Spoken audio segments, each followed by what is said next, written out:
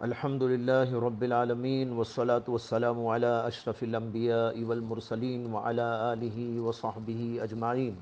اما بعد۔ محترم حضرات، کرونا وائرس کا چرچا اور تذکرہ ہر خاص و عام کی زبان پر ہے، اور یہ وبائی مرض کسی خاص خطے تک محدود نہیں بلکہ ایک عالمی وبا کی صورت میں رونما ہو چکا ہے اور دنیا کے متعدد ممالک کو اپنی لپیٹ میں لے لیا ہے، جس کی بنا پر تمام دنیا کے لوگ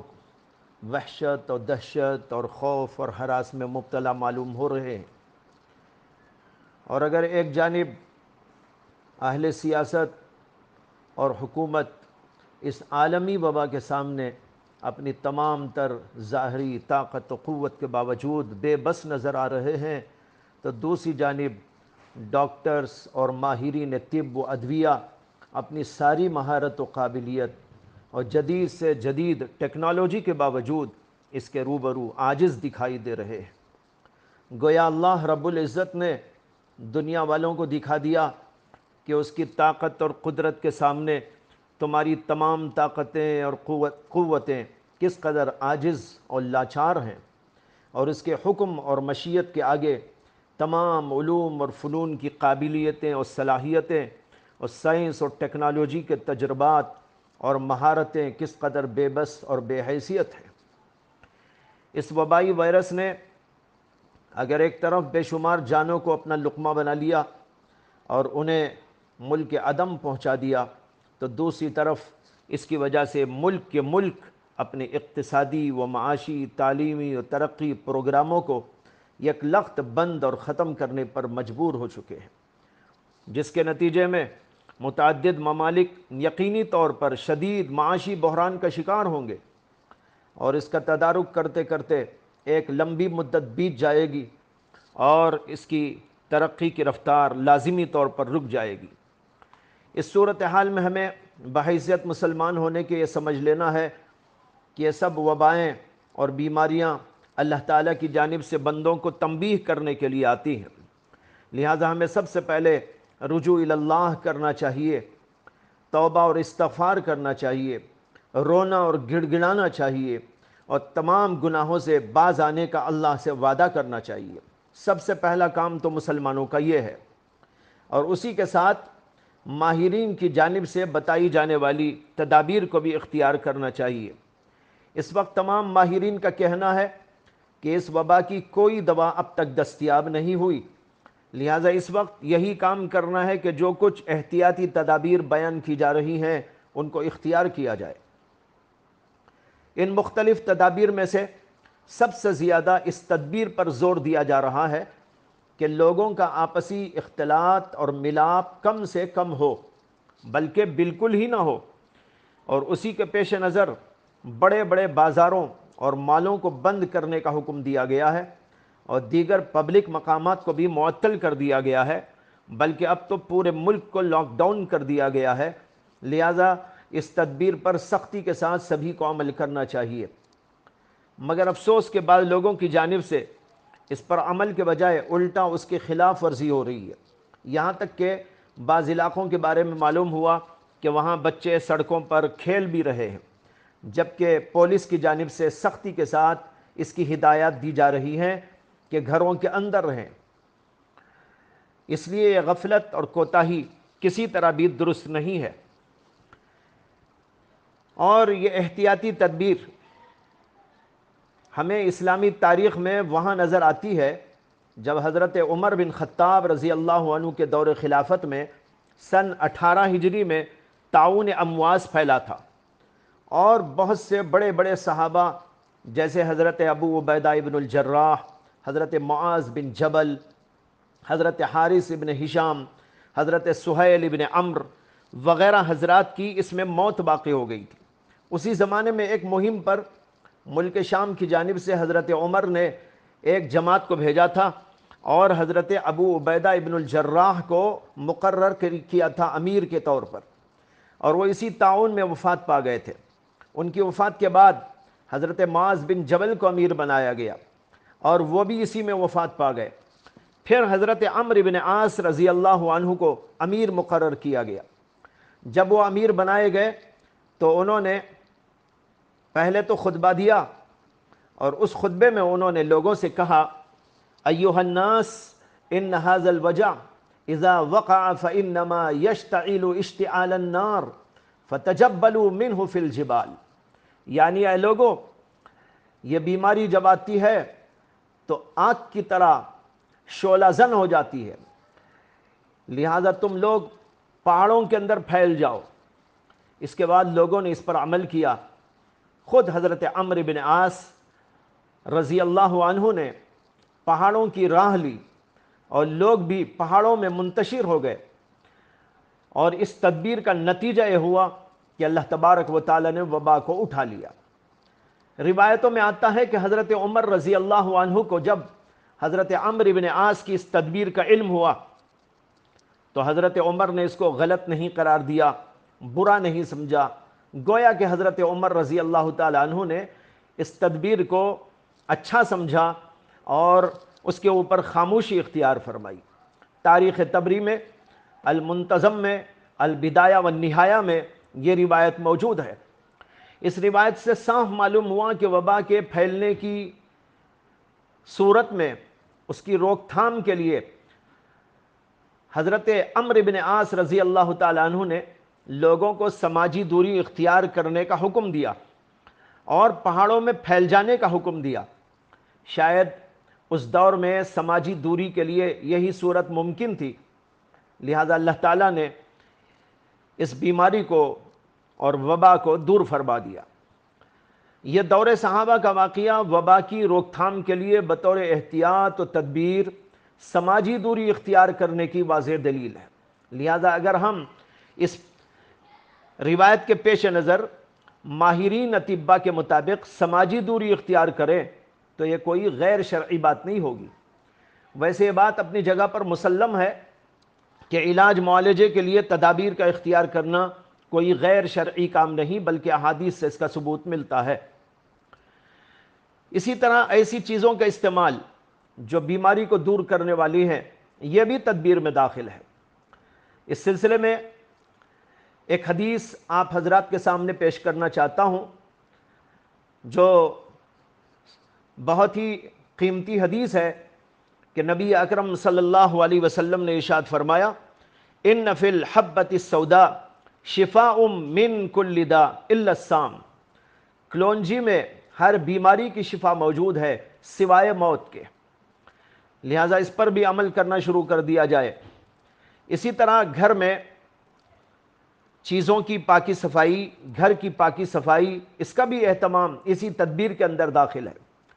لہذا ان سب کو اختیار کرتے رہنا چاہیے تاکہ خود بھی بیماری سے محفوظ رہیں اور دوسروں کو بھی محفوظ رکھ سکے۔ اسی تدبیر کا ایک حصہ یہ ہے کہ مساجد میں جمع ہو کر نماز پڑھنے، جماعت اور جمعہ کے قائم کرنے کے سلسلے میں احتیاط کا حکم دیا جا رہا ہے۔ دنیا کے بڑے بڑے دارالافتاء اور مفتیان حضرات نے بھی اس کی تائید کی ہے اور لوگوں کو اس بات کی اجازت دی ہے کہ وہ اپنے گھروں ہی میں بند رہیں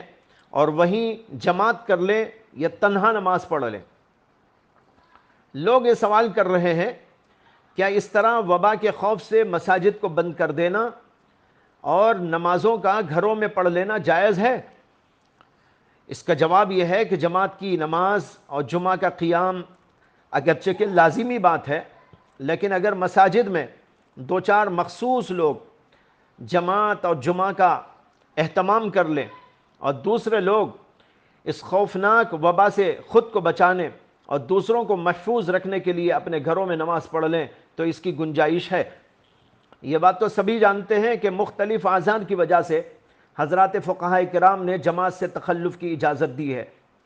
اور ان اعذار میں سے شدید بارش، تیز و تند ہوا وغیرہ کا بھی تذکرہ کیا ہے، اور احادیث میں بھی تیز و تند ہواؤں اور سخت سردی کی راتوں اور سخت بارش کی وجہ سے اس بات کی اجازت دی گئی ہے کہ لوگ اپنے اپنے گھروں میں نماز پڑھ لیں۔ یہ روایات کتب حدیث کے اندر موجود ہیں۔ اب غور طلب بات یہ ہے کہ جب بارش اور تیز ہوا اور سرد رات کی وجہ سے تخلف عن الجماعت اور جمعہ کی اجازت ہو سکتی ہے، تو یہ وبا جس کا خطرہ بارش اور ہوا کے مقابلے میں ہزاروں گنا زیادہ ہے، اس کی وجہ سے تو بدرجہ اولا اس کا جواز ہونا چاہیے۔ دوسرے کہ بارش یا ہوا یا سرد رات کا خطرہ تو ایک ذاتی اور انفرادی خطرہ ہے، اور اس وبا کا خطرہ ایک اجتماعی خطرہ ہے کہ پورے معاشرے کے لیے خطرہ بن سکتا ہے، اور باہر نکلنے کی صورت میں اس خطرے کا پیش آنا میڈیکل ماہرین کے اتفاق سے ثابت ہے۔ تو اس کی وجہ سے تخلف عن الجماعت اور تخلف عن الجمعہ کا جواز بدرجہ اولا ثابت ہوتا ہے۔ لہذا اس سے معلوم ہوا کہ اس بات کی اجازت ہے کہ ایسی صورت کے اندر ہم گھروں کے اندر نماز پڑھ لیں اور گھروں کے اندر ہی بند رہیں، لیکن اس سے یہ نہیں سمجھنا چاہیے کہ مساجد ہی کو بند کر دیا جائے، بلکہ مساجد میں جو لوگ رہ کر نماز قائم کر سکیں ان کو مسجد میں نماز قائم کرنا چاہیے، کیونکہ مساجد کو بالکلیہ معطل کر دینا صحیح نہیں ہے، بلکہ ان کو کسی نہ کسی طور پر آباد رکھنے کی کوشش ہونی چاہیے۔ اور احقر کی رائے میں اس کی بہترین شکل یہ ہو سکتی ہے کہ ہر علاقے کی مسجد میں اہل محلہ چند مخصوص افراد جن کی تعداد 4-5 ہو، ان کو مسجد ہی میں رہنے کا نظام بنا کر دے دیں، تاکہ وہ باہر بار بار آتے جاتے نہ رہیں، اور وہ لوگ مسجد کے اندر جماعت بنا لیا کریں، اور محلے کے باقی لوگ اپنے گھروں کے اندر جماعت بنا لیں، اور اس میں یہ بھی گنجائش ہے کہ گھر کے بچوں اور عورتوں کو بھی اپنے پیچھے کھڑا کر لے۔ اور رہا جمعہ کا مسئلہ، تو جمعہ کے دن مسجد میں امام کے ساتھ چند لوگ جن کی تعداد 4-5 سے زیادہ نہ ہو وہ جمعہ قائم کر لیں، اور خطبہ اور نماز مختصراً ادا کر لے، اور دیگر لوگ اپنے اپنے گھروں میں نماز پڑھیں۔ رہا یہ سوال کہ گھر میں لوگ نماز ظہر پڑھیں یا جمعہ پڑھیں، اس کا جواب فقہا کے کلام میں ملتا ہے۔ فقہا نے لکھا ہے کہ معذور لوگ جو جمعہ نہیں ادا کر سکتے وہ گھروں میں بغیر جماعت نماز ظہر پڑھیں، اور ان لوگوں کے لیے جماعت سے ظہر کی نماز ادا کرنے کو مکروہ قرار دیا ہے۔ لہذا اپنے اپنے گھروں میں لوگ نماز ظہر ادا کریں، جمعہ ادا نہ کریں، کیونکہ جمعہ کی شرائط میں سے ایک شرط یہ بھی ہے کہ جہاں جمعہ پڑھا جائے اس میں اذن عام ہونا چاہیے، یعنی کوئی نماز پڑھنے کے لیے آنا چاہے تو اس کو آنے کی اجازت ہونی چاہیے، کوئی روک ٹوک نہیں ہونا چاہیے۔ اور ظاہر ہے کہ گھروں میں اذن عام نہیں ہوتا، بلکہ کسی کو بلا اجازت آنے کی گنجائش ہی نہیں ہوتی، اس لیے بات واضح ہے کہ اپنے اپنے گھروں میں نماز ظہری ادا کرنا چاہیے۔ رہا یہ سوال کہ نماز ظہر جماعت سے ادا کریں یا تنہا پڑھیں، ابھی میں نے عرض کیا کہ فقہاء کرام نے معذورین کے لیے جماعت کرنے کو مکروہ قرار دیا ہے، اور اس کی وجہ یہ بیان کی ہے کہ ان معذورین کے ساتھ غیر معذور لوگ بھی کہیں شامل ہو جائیں گے، اور اصل جماعت جمعہ کی اس میں تقلیل واقع ہو جائے گی، لہذا ان کو بلا جماعت ظہر کی نماز ادا کرنا چاہیے۔ لیکن اب جو صورتحال ہمارے سامنے ہے اس میں سبھی لوگوں کو جمعہ سے روکا گیا ہے، تو اب جماعت میں تقلیل کی تو کوئی بات نہیں پائی جاتی، لہذا گھروں میں بھی اگر نماز ظہر جماعت سے پڑھ لی جائے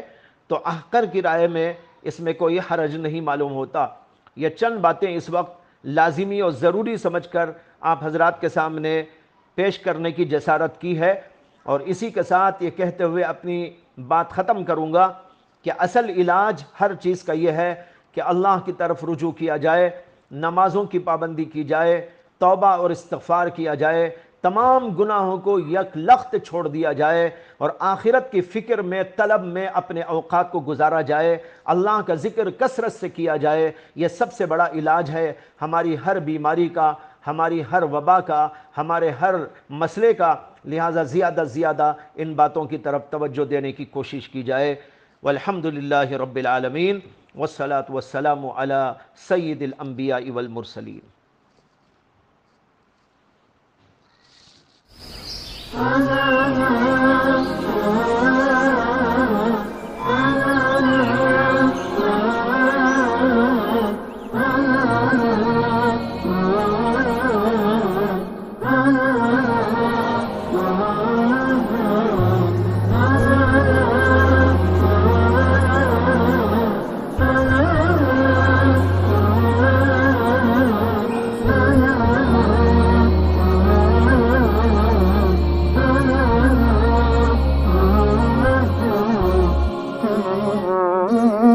رحمن يا رحمن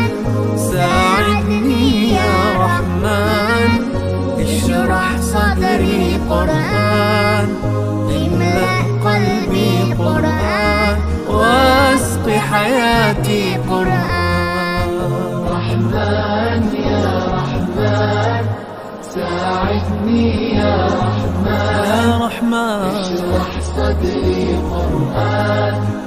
املأ قلبي قرآن، واسق حياتي قرآن. رحمن رحمن ساعدني يا رحمن، اشرح صدري قرآن، املأ قلبي قرآن، واسق حياتي قرآن.